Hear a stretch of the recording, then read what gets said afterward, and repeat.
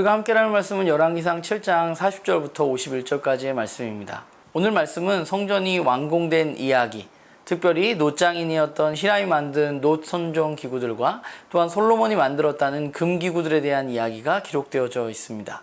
성전의 이야기는 이렇게 놋기구와 금기구에 대한 이야기로 마무리되어집니다. 성전을 짓는 데 쓰인 놋의 양이 측정할 수 없을 정도로 어마어마했다고 말하고 있고, 또 우리가 본문에서 만나듯이 성전의 각 기구들은 대부분 금으로 만들어져 있었습니다.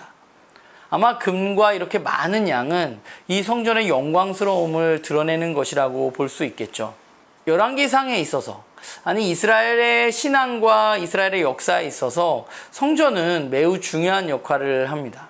아마 그래서 역사를 기록하고 있는 이 열왕기상은 성전에 대한 이야기를 굉장히 자세하고 조금은 길게 이야기하고 있는 것일 겁니다. 성전은 하나님 머무시는 곳이고 그들이 하나님 만나는 곳이고 하나님 예배하는 곳입니다. 그러나 우리가 성전의 이야기를 읽을 때 기억해야 하는 중요한 한 가지는 성전 자체에 그 중요성이 있지 않다는 것입니다. 예루살렘에 하나님의 전이 지어졌다고 해서 그 성전 자체가 이스라엘을 하나님의 백성으로 끝까지 살아갈 수 있게 하는 보증은 아니라는 것이죠. 우리는 열왕기상이라는 책을 읽으면서 이렇게 정말 위대하고 놀랍고 영광스러운 하나님의 전인 성전의 이야기로 이제 시작이 되었는데, 이 열왕기서에서 이스라엘 역사 가운데 그 성전이 어떻게 되는가에 대해서 우리는 알 수 있을 것입니다. 후에 가면 무참히 무너져 내리는 성전을 우리는 만나면서 이스라엘의 신앙에 대해서, 하나님 백성의 신앙에 대해서 다시 한번 생각해 보게 될 것입니다. 오늘 본문에서 이스라엘 민족에게 있어서 가장 중요한 그 성전이 완공되어졌습니다.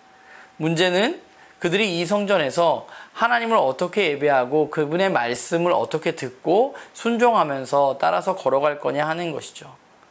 지금까지는 솔로몬이 굉장히 잘해오고 있지만 이제 앞으로는 어떻게 할 것인가도 우리는 눈여겨 바라보아야만 할 것입니다. 성전의 이야기를 살펴보면 굉장히 화려하고 대단하다는 생각을 하게 됩니다.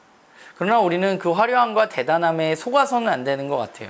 화려하고 그 놀라운 성전이 하나님의 백성을 지켜주는 것이 아니기 때문에 그렇습니다. 우리는 예수 그리스도 이후에 살아가는 사람들이죠. 신약의 시대를 살아가는 사람들입니다. 예수 그리스도 이후의 성전은 신약 성경에서 몇 가지 이미지를 가지고 있어요. 첫 번째는 성전이 파괴되어지고 예수 그리스도가 그 성전을 대체할 거라는, 예수 그리스도의 십자가의 죽음과 부활이 성전으로서의 역할을 대신할 것이라는 것을 우리는 마가복음이나 요한복음, 복음서를 통해서 알 수 있습니다. 그리고 두 번째는 성전이 하나님의 백성의 모임인 교회로 여겨지고 있다는 것을 우리는 신약 성경에서 보게 되죠. 고린도 전후서라든가 에베소 같은 곳에서 우리는 그것을 만나게 됩니다.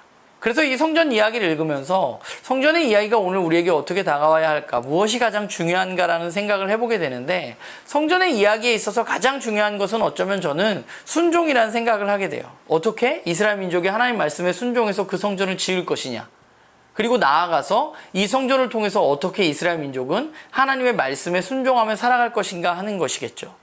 하나님의 교회도 마찬가지인 것 같습니다.